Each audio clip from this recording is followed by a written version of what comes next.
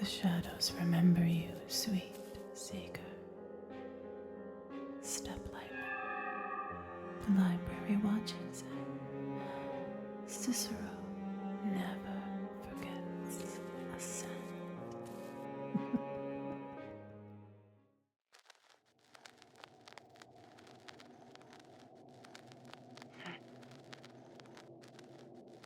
The Fool, representing one who willingly and knowingly steps into the unknown, into the darkness, and sometimes the forbidden. Much like yourself, dear wanderer. How apropos, wouldn't you agree? Now, come closer. The candles gutter low, and the shadows stretch long with hunger. Cicero and I are delighted that you decided to rejoin us here in the Graven Library for tonight. And tonight we have something special. We are going to draw back the velvet shroud and retrieve a forbidden fragment from the dust of forgotten centuries, a tale stitched in blood and whispered through the cracked lips of a cursed soul.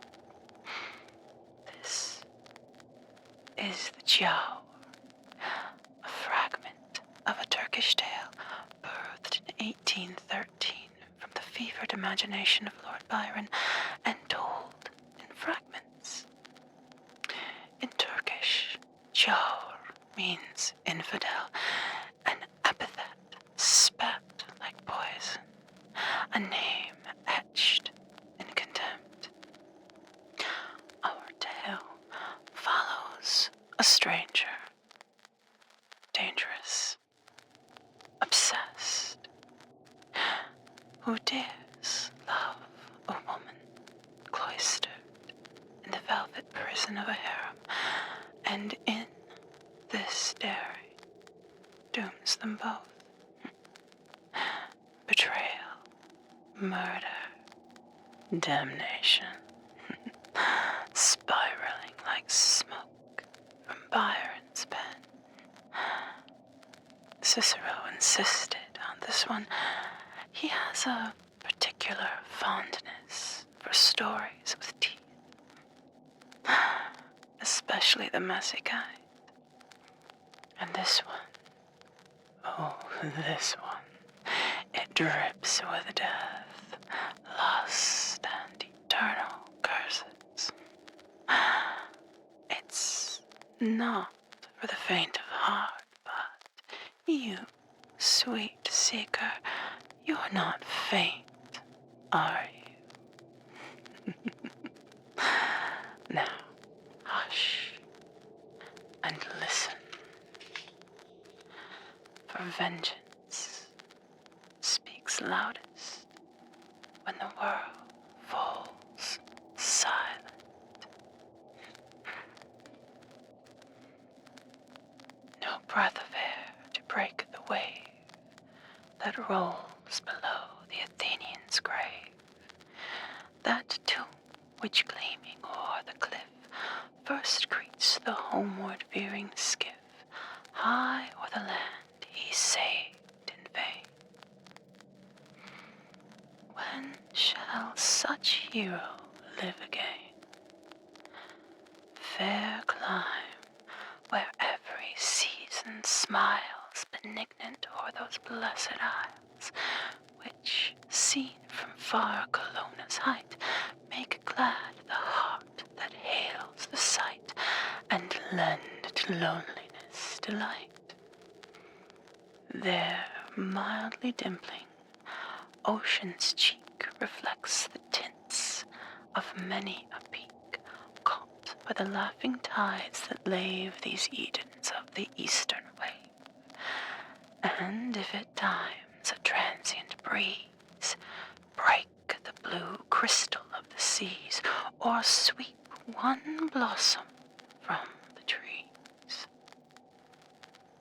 how welcome is each gentle air that waves and wafts the odors there.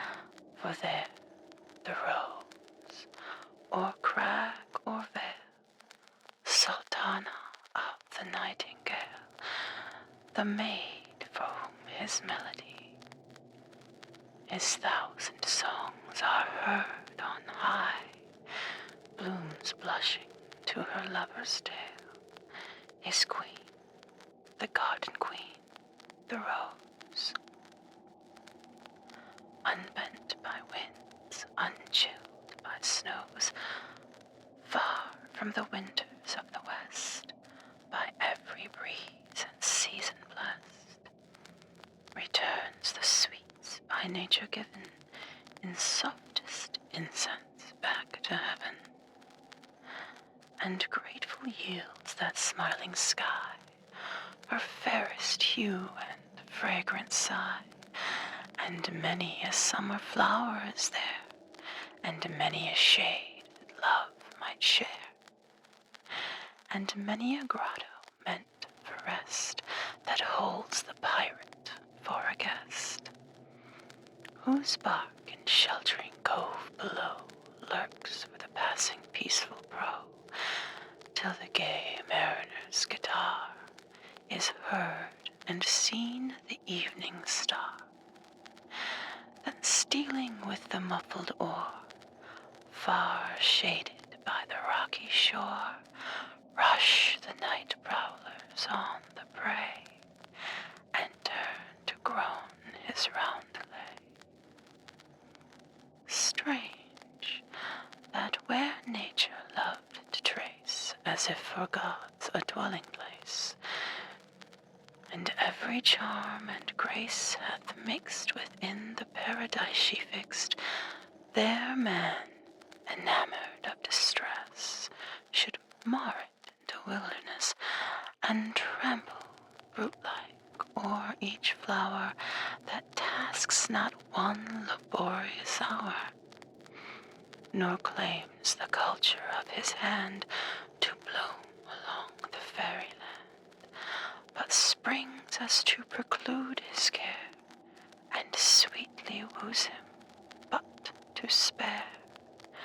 Strange, that where all is peace beside, there passion riots in her pride, and lust and rapine wildly reign, to darken o'er the fair domain.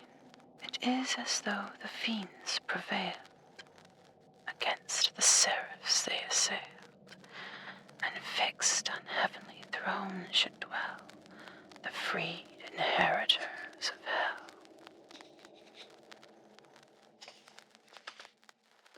So soft the scene, so formed for joy, so cursed the tyrants that destroy. He who hath bent him o'er the dead, ere the first day of death is fled, the first dark day of nothingness, the last of danger and distress, before decay's effacing fingers have swept the lines where beauty lingers, and marked the mild, angelic air, the rapture of repose that's there, the fixed yet tender traits that streak the languor of the placid cheek, and, but for that sad, shrouded eye that fires not, wins not, weeps not, now, and but for that chill, changeless brow, where cold obstruction's apathy appalls the gazing mourner's heart, as if to him it could impart the doom he dreads yet dwells upon. Yes, but for these and these alone, some moments, aye, one treacherous hour, he still might doubt the tyrant's power. So fair, so calm,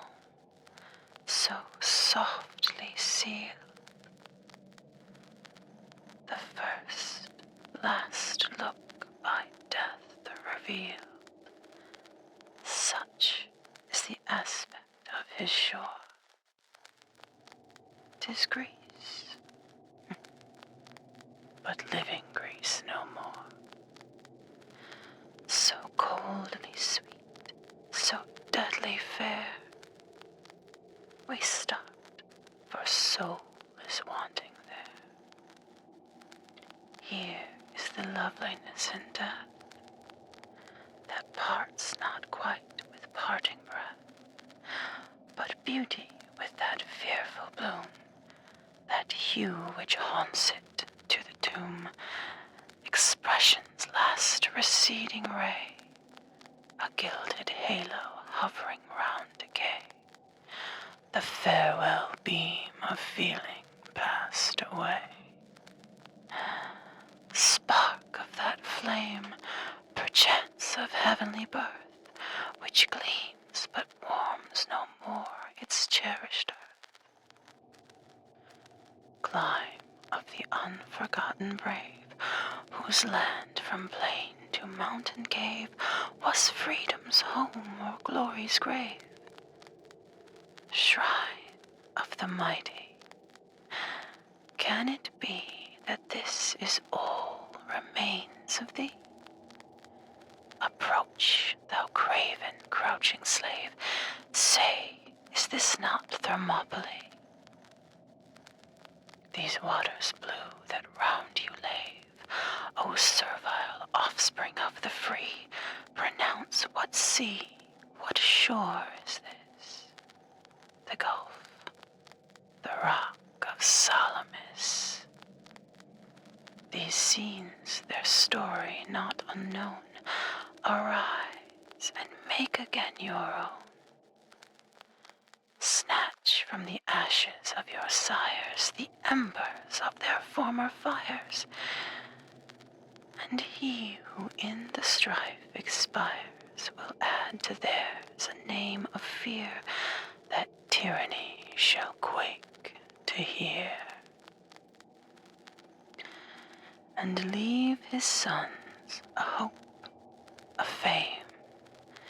They too will rather die than shame, for freedom's battle once begun, bequeathed by bleeding sire to son, though baffled oft, is ever won.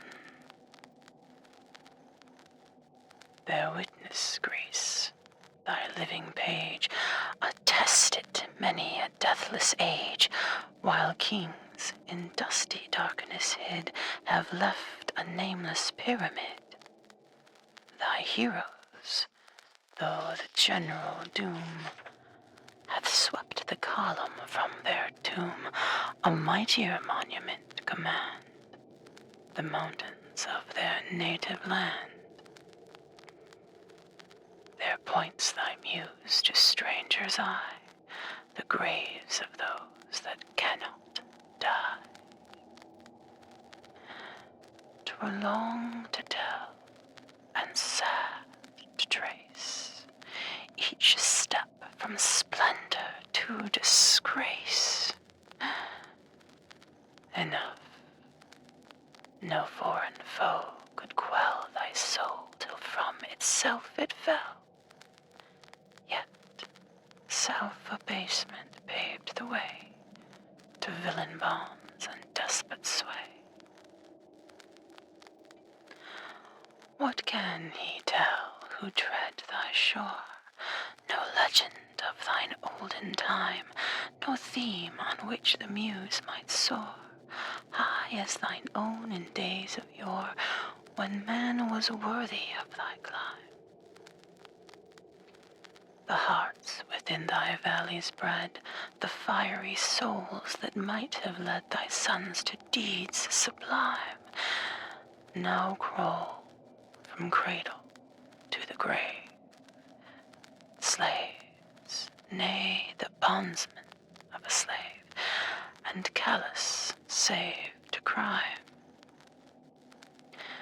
Stained with each evil that pollutes mankind, where least above the brutes. Without even savage virtue blessed, without one free or valiant breast, still to the neighboring ports they waft, proverbial wiles and ancient craft. In this the subtle Greek is found, for this and this alone renowned. In vain might liberty invoke the spirit to its bondage broke, or raise the neck that courts the yoke. No more her sorrows I bewail.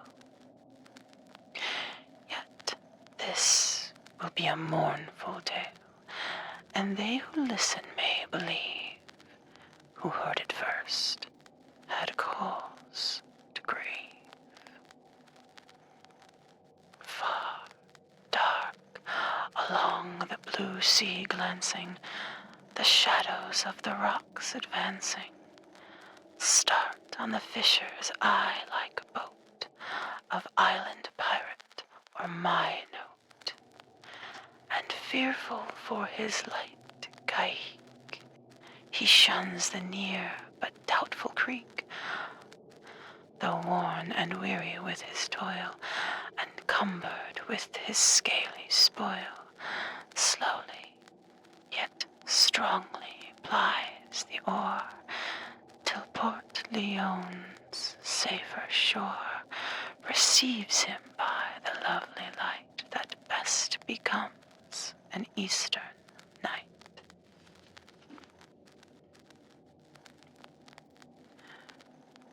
Oh, thundering comes on blackest steed, with slackened bit and hoof of speed. Beneath the clattering iron sound, the caverned echoes wake around, in lash for lash and bound for bound. The foam that streaks the courser's side seems gathered from the ocean tide. Though weary waves are sunk to rest, there's none within his rider's breast. And though tomorrow's tempest lower, 'tis calmer than thy heart, young Giaour. I know thee not, I loathe thy race, but in thy lineaments I trace what time shall strengthen, not efface. Though young and pale, that sallow front is scathed by fiery passion's brunt. Though bent on earth thine evil eye, as meteor-like thou glidest by, right well I view, and deem thee one whom Othman's son should slay or shun. On he hastened, and he drew my gaze of wonder as he flew, though like a demon of the night he passed and vanished from my sight. His aspect and his air impressed a troubled memory on my breast, and long upon my startled ear rung his dark courser's hooves of fear. He spurs his steed, he nears the steep that jutting shadows o'er the deep. He winds around, he hurries by, the rock relieves him from mine eye, for well I ween unwelcome he, whose glance is fixed on those that flee, and not a star but shines too bright on him who takes such timeless flight. He wound along, but ere he passed, one glance he snatched as if his last. A moment checked his whirling steed, a moment breathed him from his speed, a moment on his stirrup stood. Why looks he o'er the olive wood? The crescent glimmers on the hill.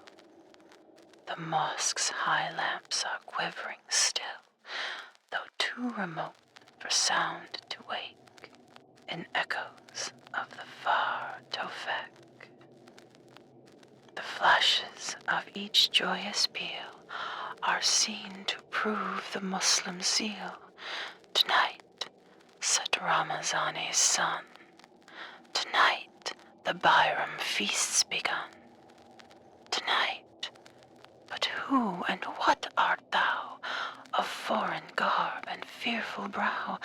And what are these to thine or thee, that thou shouldst either pause or flee? He stood, some dread was on his face. Soon hatred settled in its place. It rose not with the reddening flush of transient anger's darkening blush, but pale as marble o'er the tomb, whose ghastly whiteness aids its gloom. His brow was bent, his eye was glazed. He raised his arm and fiercely raised, and sternly shook his hand on high, as doubting to return or fly. Impatient of his flight delayed, here loud his raven charger neighed. Down glanced that hand and grasped his blade. That sound had burst his waking dream, as slumber starts an owlet's scream. The spur hath lanced his courser's sides, away for life he rides. Swift as the hurled on high Jareed springs to the touch his startled steed. The rock is doubled, and the shore shakes with the clattering tramp no more. The crag is won, no more is seen his Christian crest and haughty mien. 'Twas but an instant, he restrained that fiery barb so sternly rained. 'Twas but a moment that he stood, then sped as if by death pursued. But in that instant o'er his soul winters of memory seemed to roll, and gather in that drop of time a life of pain, an age of crime. O'er him who loves, or hates, or fears, such moment pours the grief of years. What felt he then, at once oppressed by all that most distracts the breast?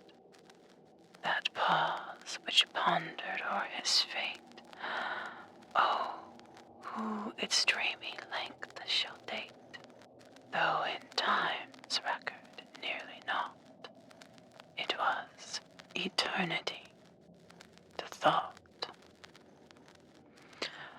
For infinite as boundless space, the thought that conscience must embrace, which in itself can comprehend woe without name, or hope, or end.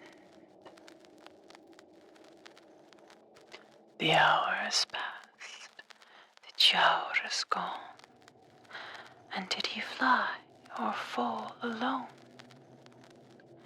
Woe to that hour he came or went. The curse for Hassan's sin was sent to turn a palace to a tomb. He came, he went, like the simoom, that harbinger of fate and gloom, beneath whose widely wasting breath the very cypress droops to death. Dark tree, still sad when others' grief is fled, the only constant mourner o'er the dead. The steed is vanished from the stall, No surf is seen in Hassan's hall. The lonely spider's thin grey pall waves, slowly widening o'er the wall. The bat builds in his harem bower, and in the fortress of his power the owl usurps the beacon tower. The wild dog howls o'er the fountain's brim with baffled thirst and famine grim.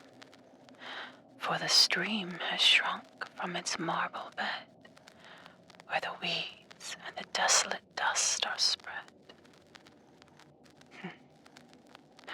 'Twas sweet of yore to see it play and chase the sultriness of day, as springing high the silver dew in whirls fantastically flew, and flung luxurious coolness round the air and verdure o'er the ground.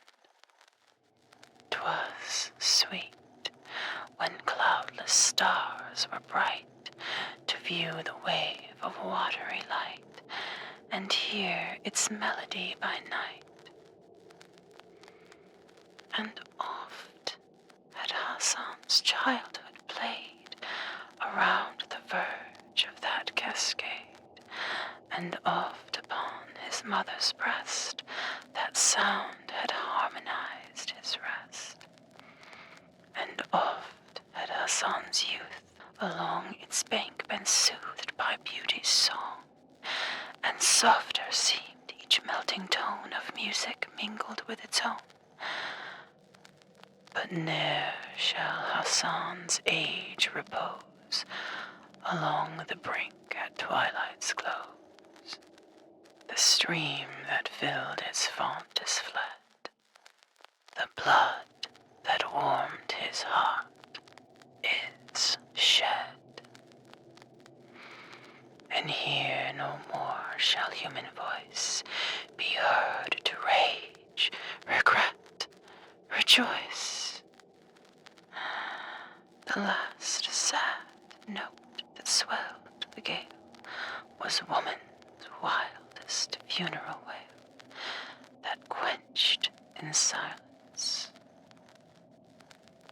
All is still but the lattice that flaps when the wind is shrill.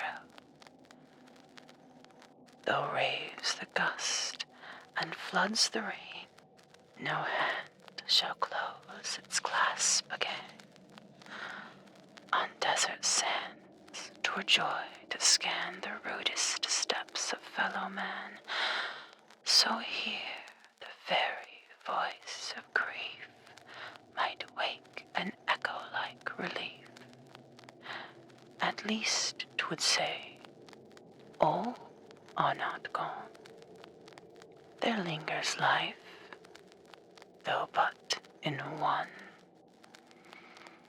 For many a gilded chamber's there, which solitude might well forbear. Within that dome as yet decay hath slowly worked her cankering way, but gloom is gathered o'er the gate, nor there the fakir's self will wait, nor there will wandering dervis stay, for bounty cheers not his delay, nor there will weary stranger halt to bless the sacred bread and salt.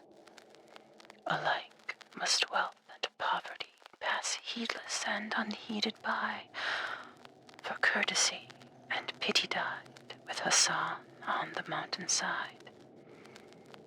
His roof that refuge unto men is desolation's hungry den. The guest flies the hole, and the vassal from labor, since his turban was cleft by the infidel's saber.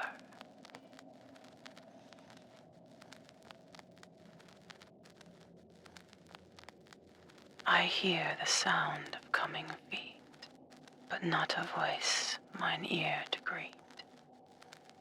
More near, each turban I can scan, and silver sheathed at again, foremost of the band is seen, an emir by his garb of green. "Oh, who art thou?" This low salam replies, "Of Muslim faith I am." "The burden ye so gently bear seems one that claims your utmost care, and doubtless holds some precious freight. My humble bark would gladly wait." "Thou speakest sooth. Thy skiff unmoor, and waft us from the silent shore. Nay, leave the sail still furled, and ply the nearest oar that's scattered by, and midway to those rocks where sleep the channeled waters dark and deep. Rest from your task so bravely done. Our course has been right swiftly run, yet 'tis the longest voyage, I trow, that one of.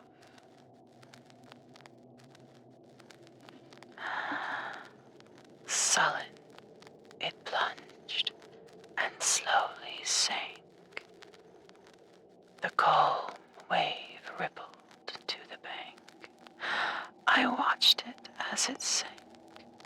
Methought some motion from the current caught bestirred it more. 'Twas but the beam that checkered o'er the living stream. I gazed, till vanishing from view, like lessening pebble it withdrew. Still less and less, a speck of white that gemmed the tide, then mocked the sight, and all its hidden secret sleep, known but to genii of the deep, which, trembling in their coral caves, they dare not whisper to the waves. As rising on its purple wing, the insect queen of eastern spring, or emerald meadows of Kashmir, invites the young pursuer near, and leads him on from flower to flower, a weary chase and wasted hour, then leaves him as it soars on high with panting heart and tearful eye.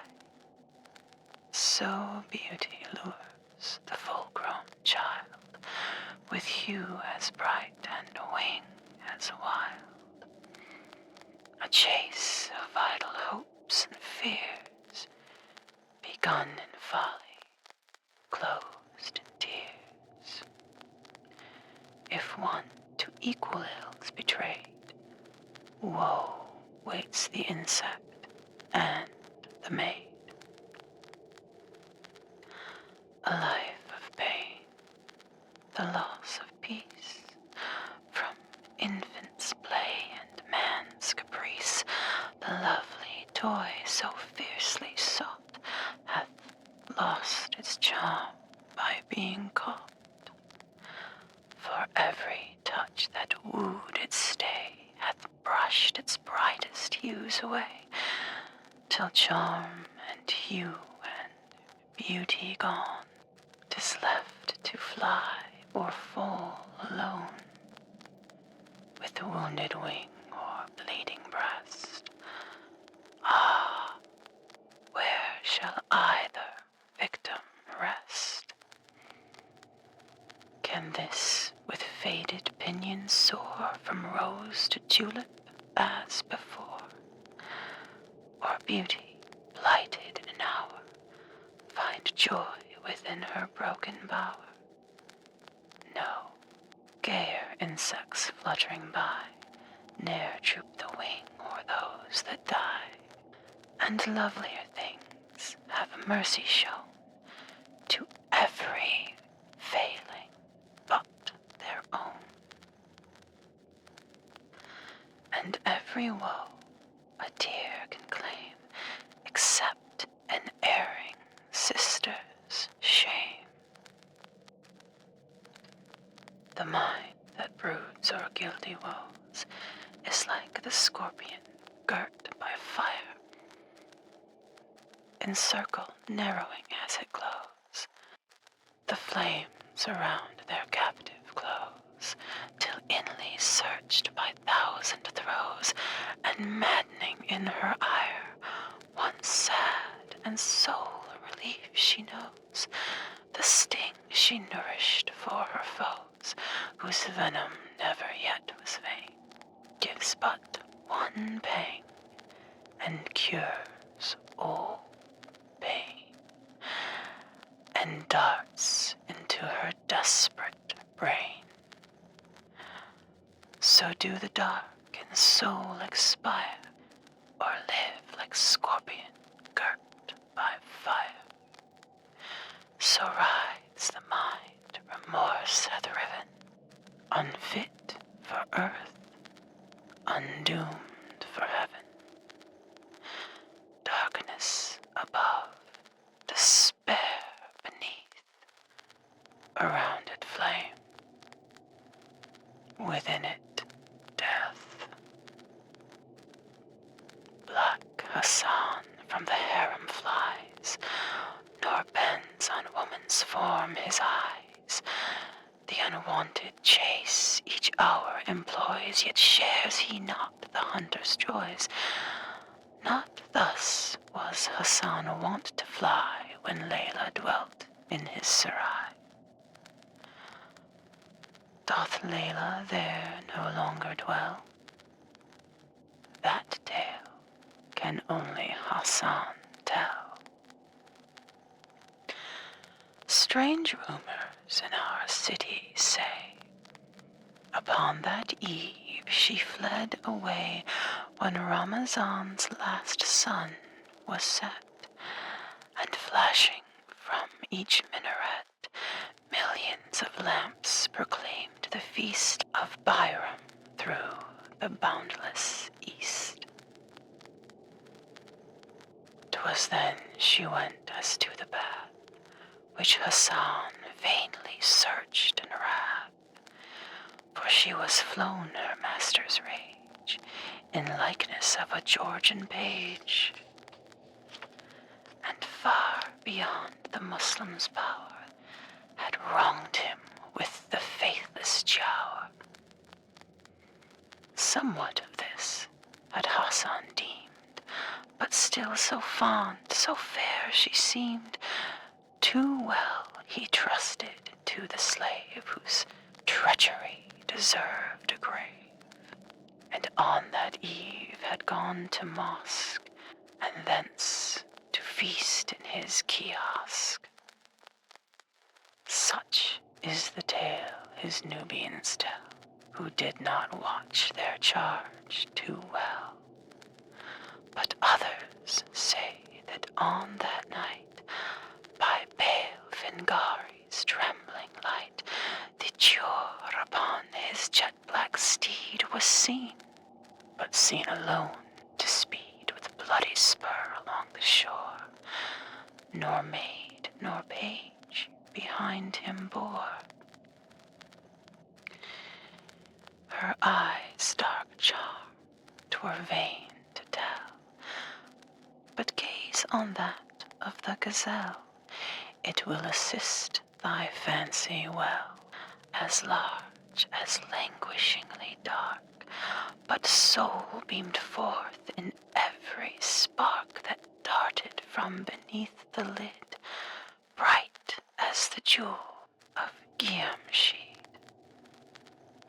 Yea, so, and should our prophet say that form was naught but breathing clay, by Allah I would answer nay, though on El Sirat's arch I stood, which totters o'er the fiery flood, with paradise within my view, and all his hours beckoning through.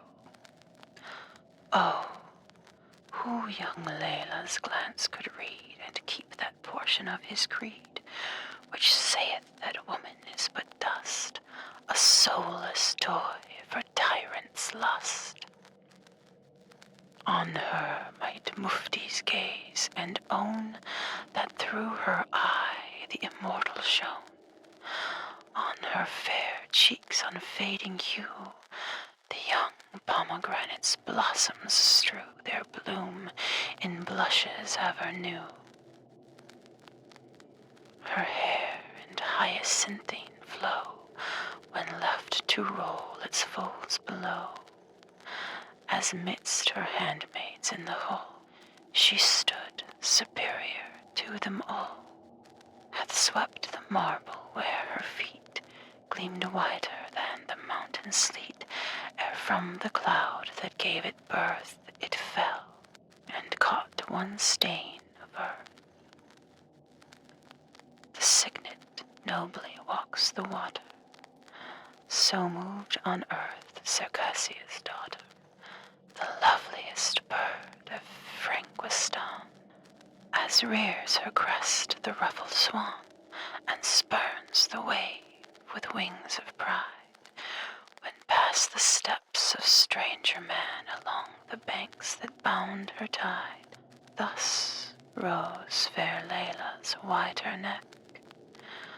Thus armed with beauty would she check intrusion's glance, till folly's gaze shrunk from the charms it meant to prey. Thus high and graceful as her gait, her heart as tender to her mate, stern Hassan. Who was he? Alas, that name was not for thee. Stern Hassan hath a journey ta'en, with 20 vassals in his train, each armed as best becomes a man, with arquebus and ataghan.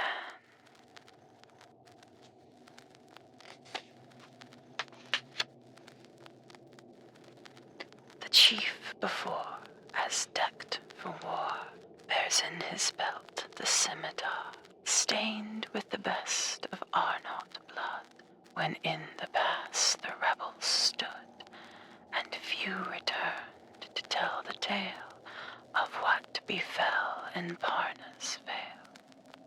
The pistols which his girdle bore were those that once a pasha wore, which still, though gemmed and bossed with gold, even robbers tremble to behold. 'Tis said he goes to woo a bride more truer than her who left his side, the faithless slave that broke her bower, and worse than faithless, for a Giaour. The sun's last rays are on the hill, and sparkle in the fountain rill, whose welcome waters cool and clear draw blessings from the mountaineer. Here may the loitering merchant Greek find that repose 'twere vain to seek, in cities lodged too near his lord, and trembling for his secret hoard. Here may he rest where none can see, in crowds a slave, in deserts free, and with forbidden wine may stain the bowl a Muslim must not drain. The foremost Tartars in the gap, conspicuous by his yellow cap, the rest in lengthening line, the while wind slowly through the long defile. Above the mountain rears a peak, where vultures whet the thirsty beak, and theirs may be a feast tonight, shall tempt them down ere morrow's light. Beneath, a river's wintry stream hath shrunk before the summer beam, and left a channel bleak and bare, save shrubs that spring to perish there. Each side the midway path there lay small broken crags of granite gray, by time or mountain lightning riven from summits clad in mists of heaven. For where is he that hath beheld Liakoura unveiled. They reached the grove of pine at last. Bismillah! Now the peril's past, for yonder view the opening plain, and there we'll prick our steeds amain, the Giaour spake, and as he said, a bullet whistled o'er his head. The foremost Tartar bites the ground. Scarce had they time to check the rein. Swift from their steeds the riders bound, but 3 shall never mount again. Unseen the foes that gave the wound, the dying ask revenge in vain. With steel unsheathed and carbine bent, some o'er their coursers' harness leant. Half sheltered by the steed, some fly behind the nearest rock, and there await the coming shock, nor tamely stand to bleed beneath the shaft of foes unseen, who dare not quit their craggy screen. Stern Hassan only from his horse disdains to light and keep his course, till fiery flashes in the van proclaim too sure the robber clan have well secured the only way could now avail the promised prey. Then curled his very beard with ire, and glared his eye with fiercer fire. Though far and near the bullets hiss, I've 'scaped a bloodier hour than this. And now the foe their covert quit, and call his vassals to submit. But Hassan's frown and furious word are dreaded more than hostile sword.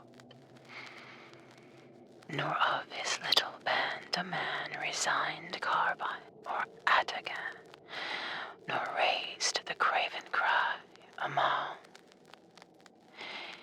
In fuller sight, more near and near, the lately ambushed foes appear, and issuing from the grove, advance some who on battle charger prance.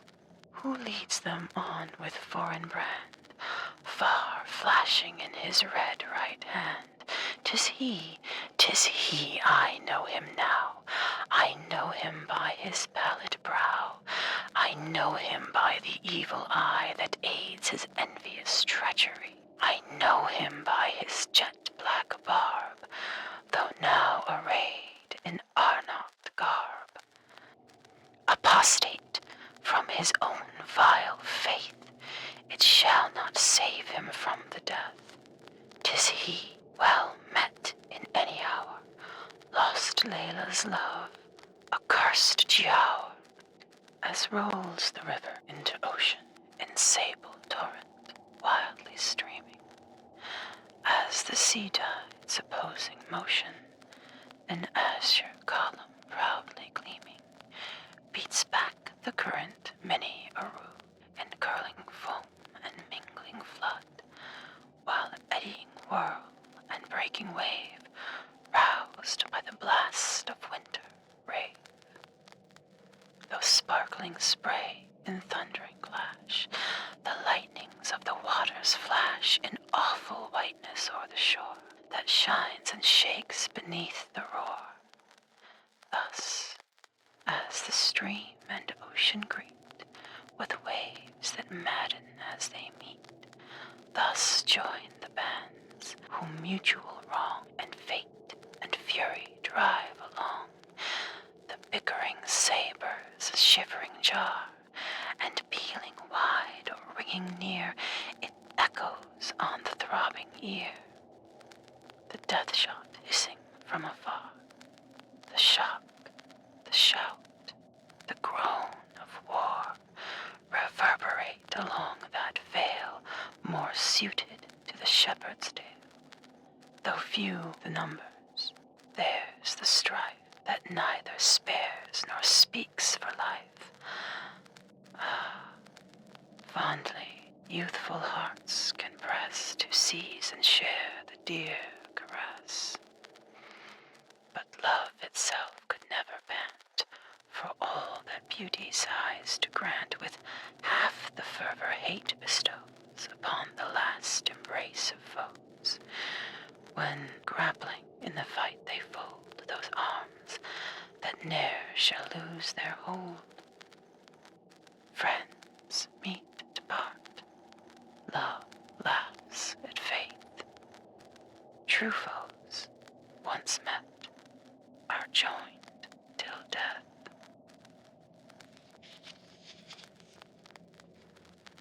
With saber shivered to the hilt, yet dripping with the blood he spilt, yet strained within the severed hand which quivers round that faithless brand.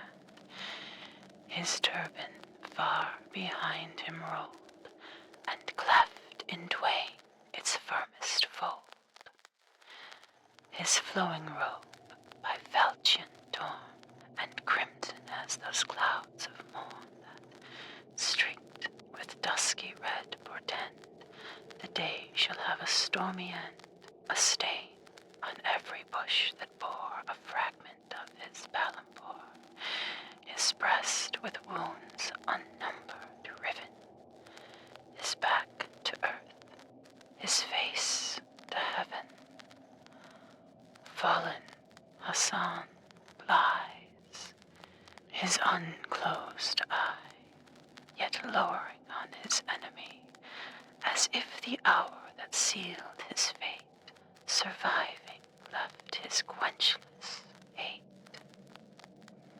And o'er him bends that foe with brow as dark as his that bled below. Yes, Layla sleeps beneath the wave, but his shall be a redder grave. Her spirit pointed well the steel which taught that felon heart to feel. He called the prophet, but his power was vain against the vengeful Giaour. He called on Allah, but the word arose unheeded or unheard. Thou Paynim fool, could Layla's prayer be passed and thine accorded there? I watched my time, I leagued with these, the traitor in his turn to seize. My wrath is wreaked, the deed is done. But now I go, but go alone. The browsing camel's bells are tinkling. His mother looked from her lattice high. She saw the dews of eve besprinkling the pasture green beneath her eye. She saw the planets faintly twinkling. 'Tis twilight, sure his train is nigh. She could not rest in the garden bower, but gazed through the grate of his steepest tower. Why comes he not?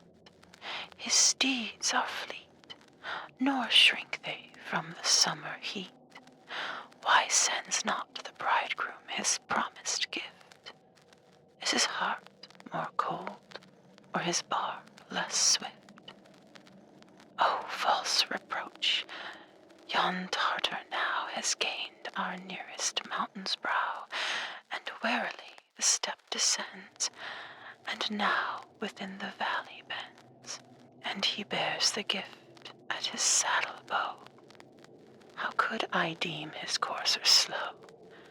Right well my largesse shall repay his welcome speed and weary way. The Tartar lighted at the gate, but scarce upheld his fainting weight. His swarthy visage spake distress, but this might be from weariness. His garb with sanguine spots was dyed, but these might be from courser's side. He drew the token from his vest. Angel of death, 'tis Hassan's cloven crest. his scalpack rent, his caftan red. Lady, a fearful bride thy son hath wed. Me not from mercy did they spare, but this empurpled pledge to bear. Peace to the brave whose blood is spilt. Woe to the Giaour, for his is the guilt. A turban carved in coarsest stone, a pillar with rank weeds o'ergrown, whereon can now be scarcely read the Quran verse that mourns the dead, point out the spot where Hassan fell, a victim in that lonely dell. There sleeps as true an Osmanli as e'er at Mecca bent the knee, as ever scorned forbidden wine, or prayed with face towards the shrine, and orisons resumed anew at solemn sound of Allah. Yet died he by a stranger's hand, and stranger in his native land. Yet died he as in arms he stood, and unavenged, at least in blood. But him the maids of paradise, impatient to their halls invite, and the dark heaven of the Houri's eyes on him shall glance forever bright. They come, their kerchiefs green they wave, and welcome with a kiss the brave, who falls in battle against a Giaour, is worthiest of an immortal bower. This is my favorite part.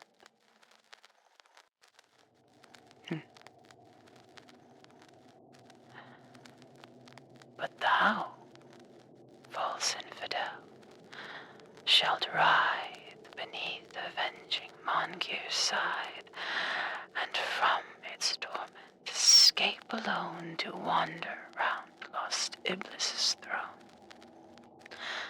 And fire unquenched, unquenchable, around within thy heart shall dwell, nor ear can hear, nor tongue can tell the tortures of that inward hell.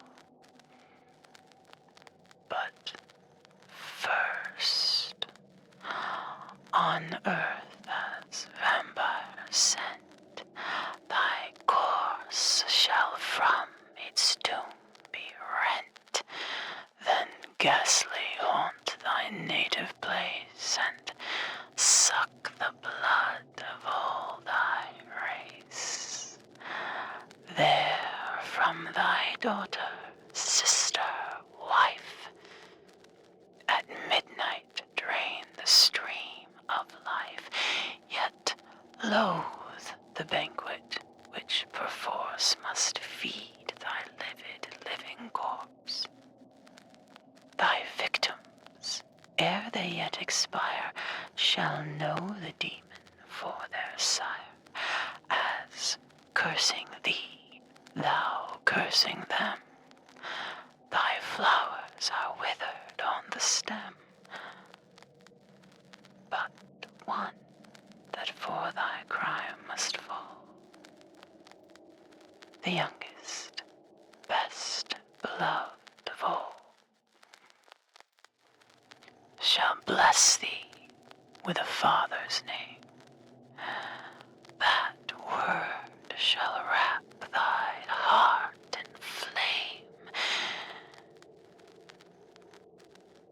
Yet must thou end thy task and mark her cheek's last tinge, her eyes' last spark, and the last glassy glance must view, which freezes o'er its lifeless blue. Then with unhallowed hand shall tear the tresses of her yellow hair, of which in life a lock when shorn, affection's fondest pledge now is borne away by thee, memorial of thine agony. Wet with thine own best blood shall drip thy gnashing tooth and haggard lip, then stalking to thy sullen grave, go, and with ghouls and afrits rave, till these in horror shrink away from the spectre more accursed than they.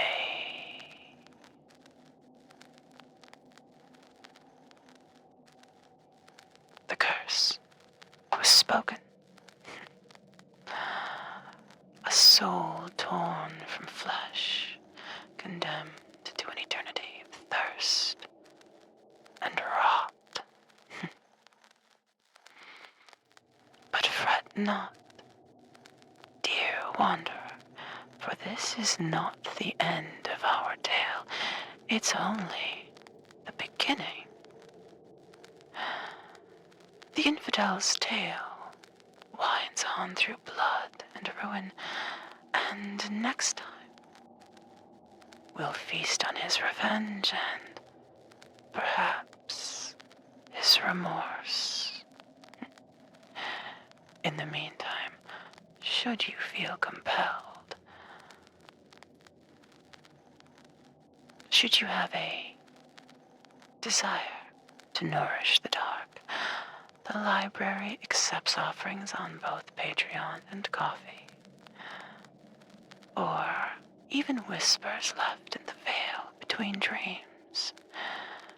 Until we next meet, Cicero and I bid you farewell. May your dreams remain untroubled, and your soul unclaimed.